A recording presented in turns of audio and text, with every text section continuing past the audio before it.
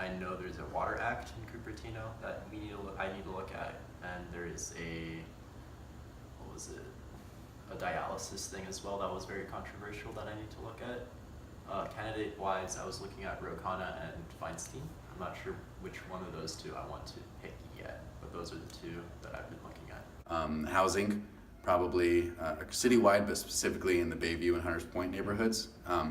So if I can find any candidates that are willing to put forth any propositions that would maintain people's status living in Hunters Point. Right now it's in a process called rental assistance demonstration, where the Department of Housing and Urban Development is essentially stripping itself of its duties, and management companies have taken over.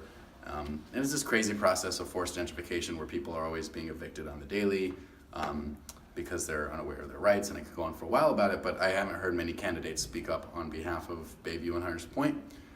Those who I can vouch for are Congresswoman Jackie Spear, and the San Mateo and southern San Francisco area, because she has a consistent record of being strong against gun violence, being hands-on with her senior community, and so I appreciate that.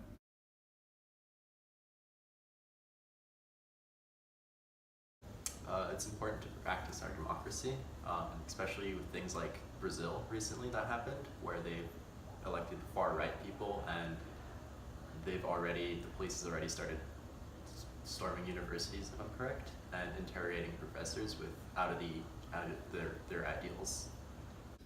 I'd say that it's the most effective form of participation in democracy, because your representative will make 100 decisions a week on your behalf. So I think there's no way that's more effective than electing representatives that will stand up for your beliefs every day in government activities.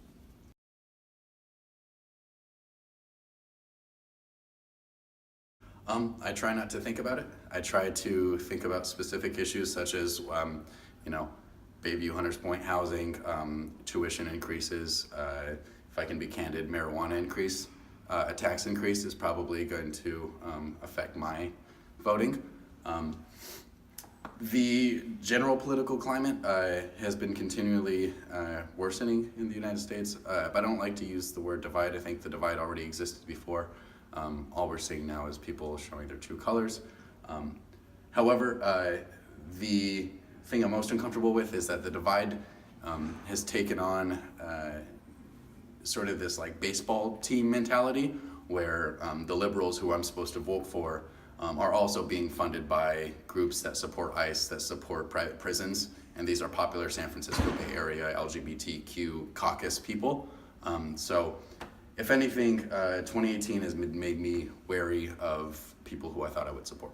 I hope in the future it will get better. I hope in 4 years Trump doesn't get reelected. I think that's a really big thing. And I'll definitely be voting for primaries just to make sure that doesn't happen, or to say that I, can contribute at least.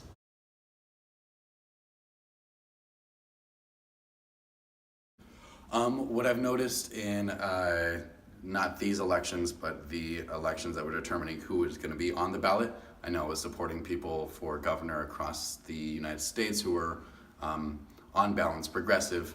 They have fallen short just a bit. I guess what I might be positive about is people like Beto O'Rourke and Alexandria Ocasio-Cortez in New York. However, this progressive tide will only exist if we keep pushing for the next 20 years or so, because I don't think Republicans are willing to lose to a few fringe candidates. I'm hoping left. After all the shenanigans that's been going on in the White House, I hope that's been getting people excited to vote against the right. I'm excited to vote against the right, so that's the thing.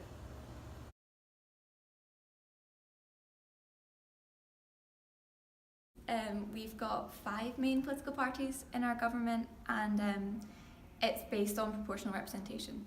So I know a lot of people are discouraged by the first past the post system of you win or you lose, and a lot of people say it's wasted votes, especially I know in San Francisco it's blue or nothing. There's a lot of attitude of that, but every vote does count, and it's encouraging for people, even if you're not voting for the candidate that's probably going to win, if you turn out and show your discontent with that candidate, they're going to take that on board, because they do have a duty to represent everyone in their constituency, not just the people that voted for them. So if they don't know you're there, then they're not going to represent you.